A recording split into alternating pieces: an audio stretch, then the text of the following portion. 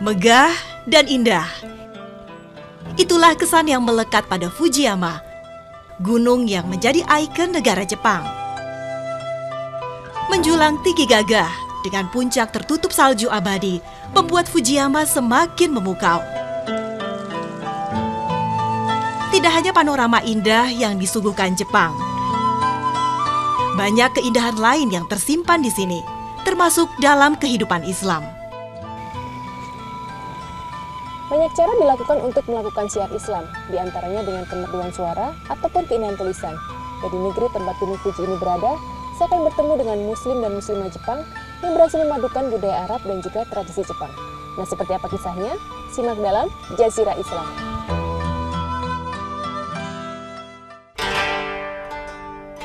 Meski Islam masih menjadi minoritas, tapi geliatnya sudah dapat kita rasakan. Dengan hanya 10.000 Muslim asli Jepang, para juru dakwah memang sangat jarang dijumpai. Tapi bukan berarti Islam hanya diam. Islam terus dikenalkan dan disebarkan dengan cara yang berbeda. Salah satunya melalui kemerduan suara. Hasbi Rabbi Jallallah, ma fi qalbi ghairullah. على الهادي صلى الله لا إله إلا الله.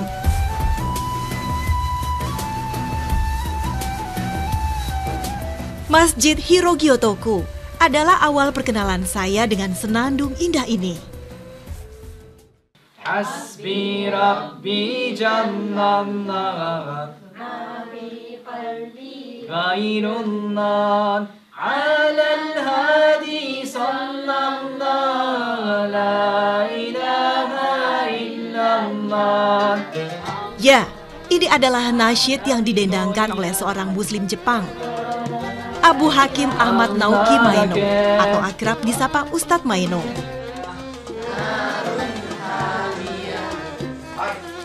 Setiap hari Minggu di Masjid Hiragyotoku ini, Ustadz Maeno biasa mengajarkan nasyid kepada anak-anak.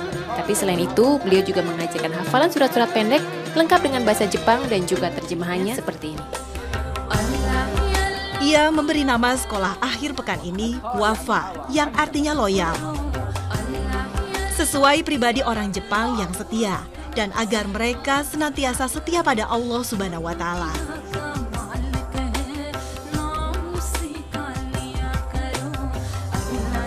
Selain rutin berdakwah di Masjid Hiragyotoku, pria kelahiran Nagoya ini juga rajin memberikan dakwah di Masjid Jami Tokyo. Uniknya, jamaah pengajian ini tidak hanya dari kalangan Muslim, tapi juga non-Muslim yang ingin mengenal Islam lebih dekat. Beruntung, di antara padatnya aktivitas, Ustadz Maeno berkenan menerima saya di rumahnya. So you usually use nasyid as one of media to introduce Islam to. Yeah. Basically, I started with this, nasyid because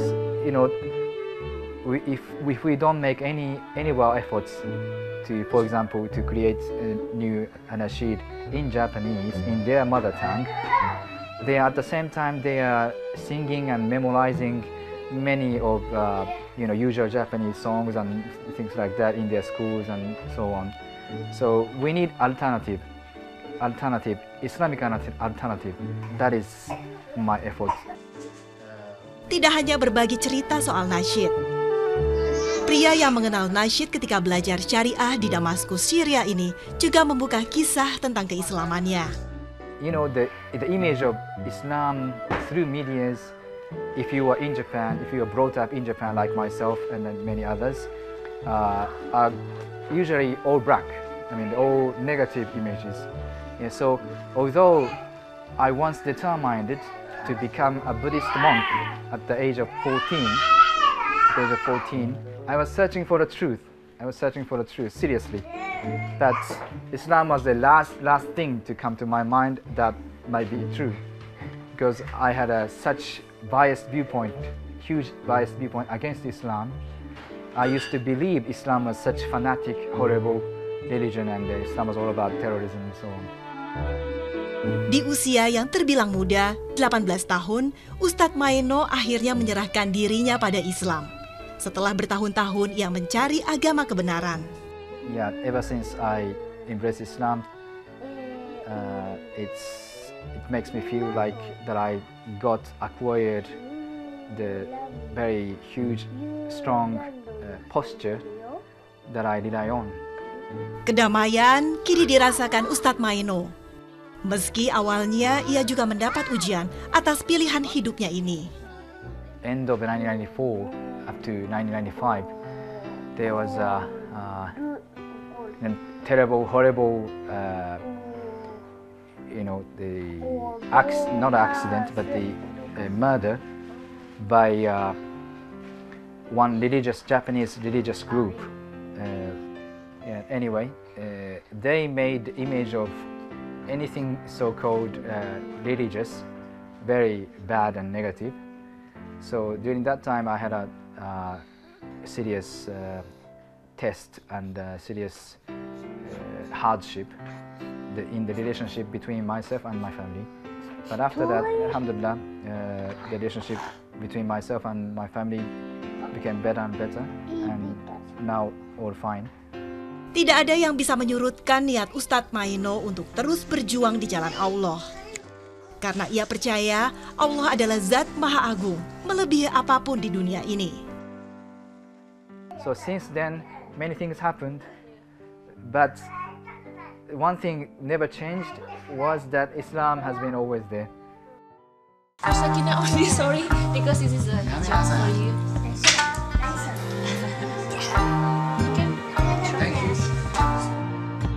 Hidayah dari Allah memang bisa datang dari mana saja, bahkan dari suara dan tidak terkecuali dari aksara.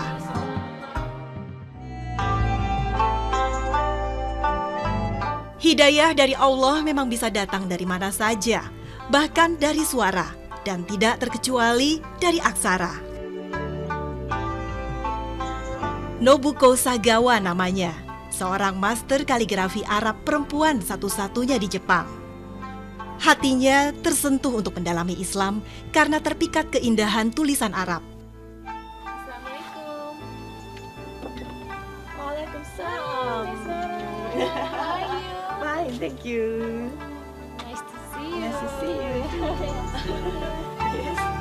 Menanyakan tentang perkenalannya dengan Kat membuat ingatannya melayang pada masa kecil. So what makes you interested in calligraphy for the first time? You can speak.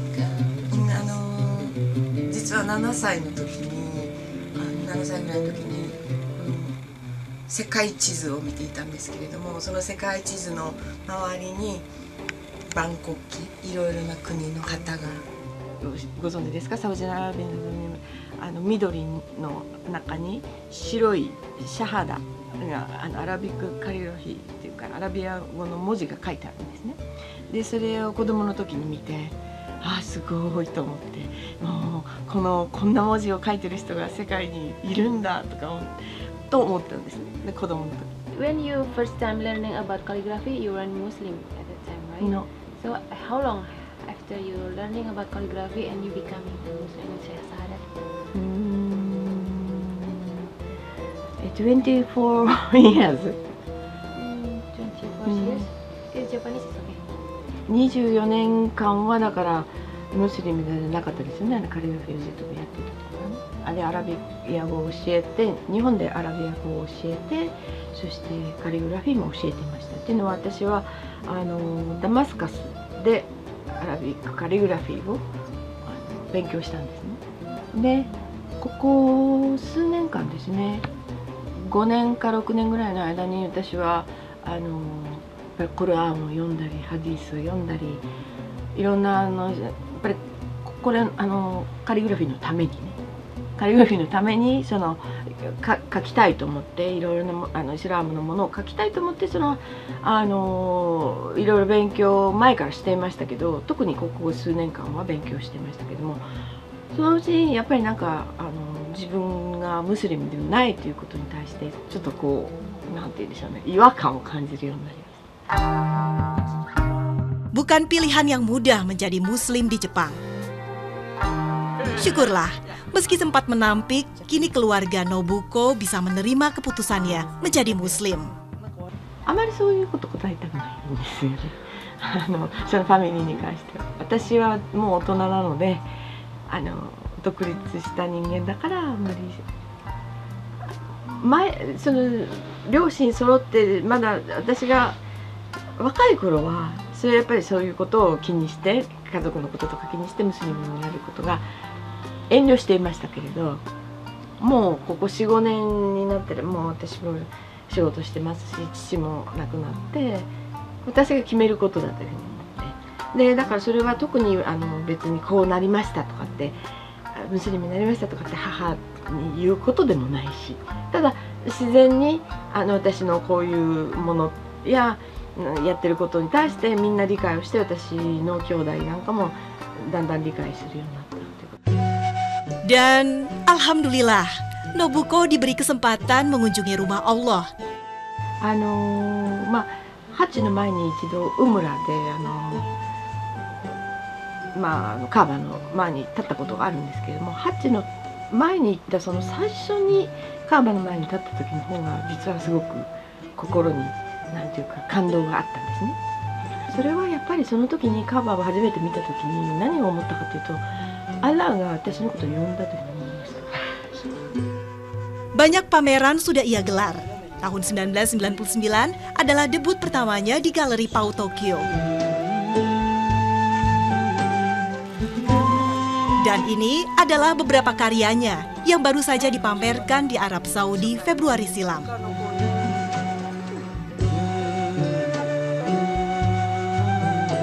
Ja'a nasrullah wal fath wa ra'aitan nas yadkhuluna fi dinillahi afwaja fa sabbih bihamdi rabbika wastaghfirhu astaghfirna ここは innahu kanaのヌーンがこのkana tawwaba. Tidak sekedar berkarya, beliau juga memahami makna di balik tulisan kat.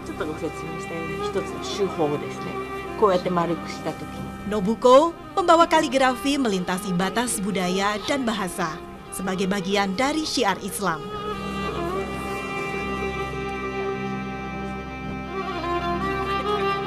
Semoga goresan aksara yang memperindah ayat Allah ini bisa menyinari jalan Islam di Jepang. Seperti terpancar dari namanya, Norah, cahaya yang memberi terang.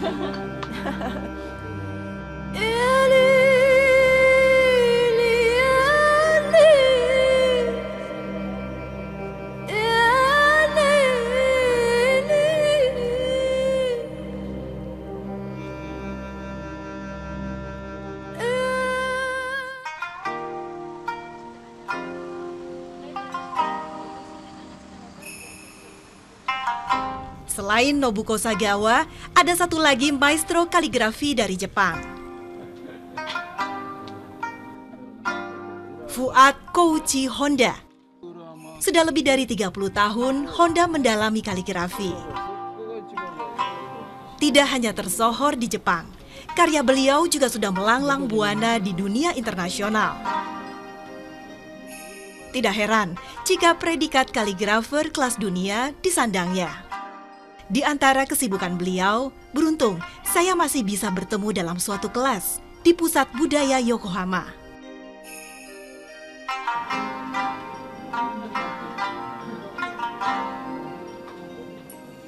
So, Mr. Honda, you have learned calligraphy for 30 years. Oh, yeah. When did you know calligraphy for the first time? Oh, yeah, when I was in Saudi Arabia.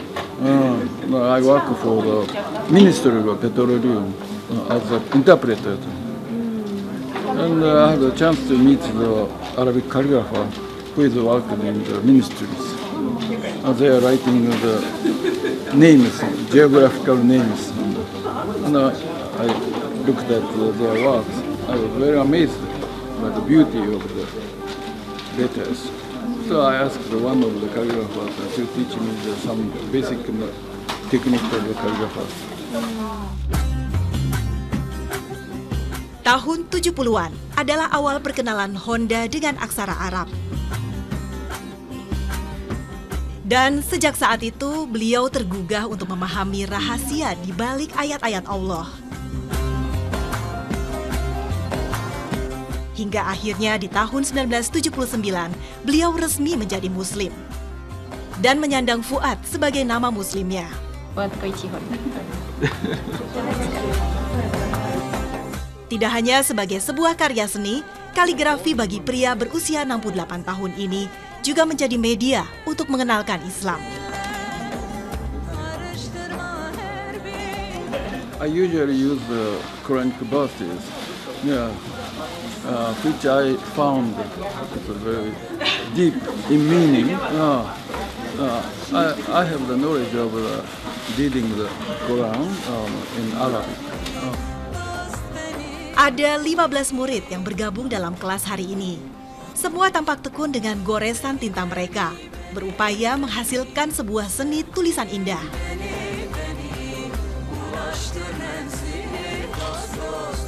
Menariknya, hampir seluruh murid dalam kelas kaligrafi ini bukanlah Muslim. Seperti Asuka, yang sudah 20 tahun belajar kaligrafi.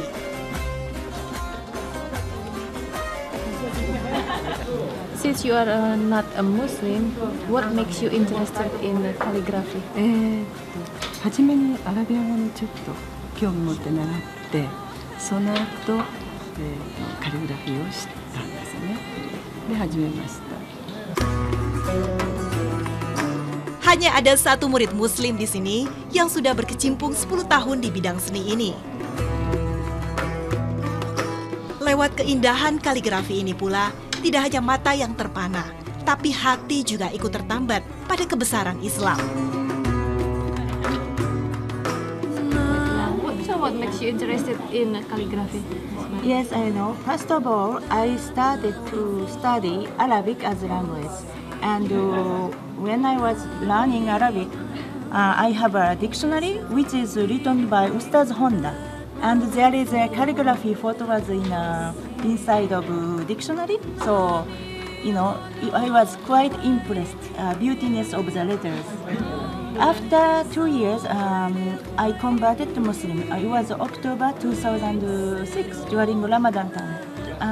I was thinking to make a Shahada since 2002, and after the September 11, they have a kind of prejudice, and also I was thinking this is not right time to make a Shahada. So I did try Ramadan before I became Muslim. After 16 days, I had a confidence. Oh, I could do it. So this is the time to make Shahada. So during Ramadan time, I did make Shahada. Kalam atau pena telah menjadikan aksara yang menggugah manusia untuk mengingat Allah dalam kebesaran namanya.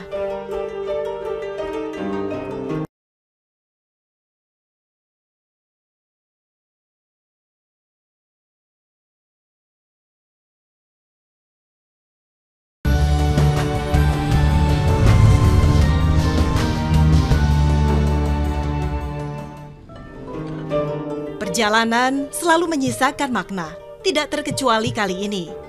Berkenalan dengan seniman Muslim Jepang yang mampu melebur budaya dan membalutnya dalam keindahan untuk mengamalkan ilmu Islam.